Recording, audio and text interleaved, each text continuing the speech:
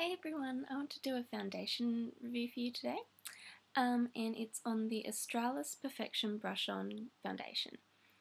And the reason I actually even bought this is because I wanted a foundation just to chuck in like an overnight bag if I was going somewhere, and I just wanted it to be convenient and cheap and not something that was in my usual collection.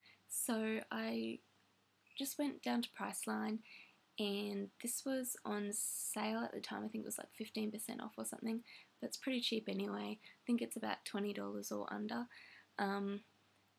Yeah, and so they describe this as a long-lasting hydrating formulation, and it's SPF 30+. It works like this, like so the foundation's in here, and you just have like a little tab actually on both sides, and to open and close it. And when it's open, then you can squeeze the tube. Oh, sorry, you can't see. You can squeeze the tube, and you can see it's come out there. And I'll just show you on my hand. And then it's kind of got a thick liquidy. Yeah, it's quite a thick consistency. What I find with this is that it goes on a little bit streaky.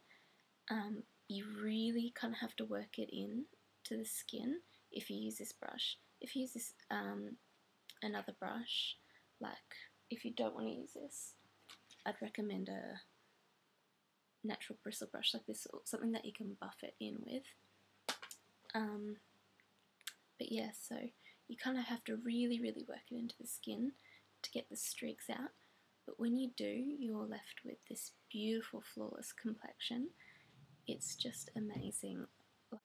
It says on the bottle, long-lasting hydrating formula, and I think that they've really hit the nail on the head when they said that. It is long-lasting.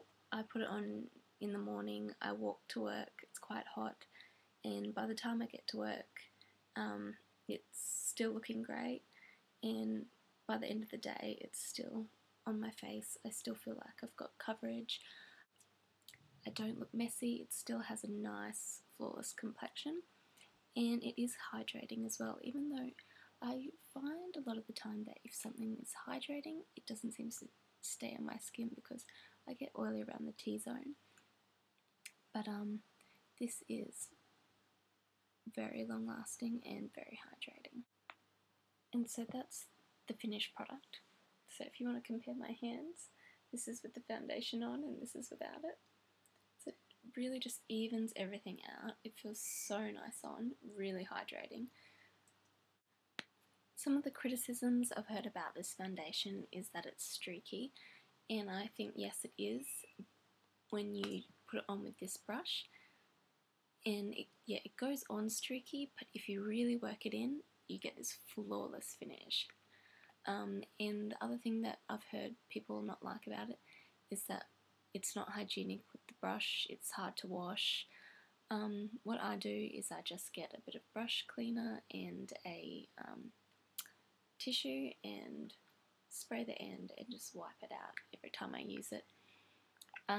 Of course you're not going to get everything, but everything out of it.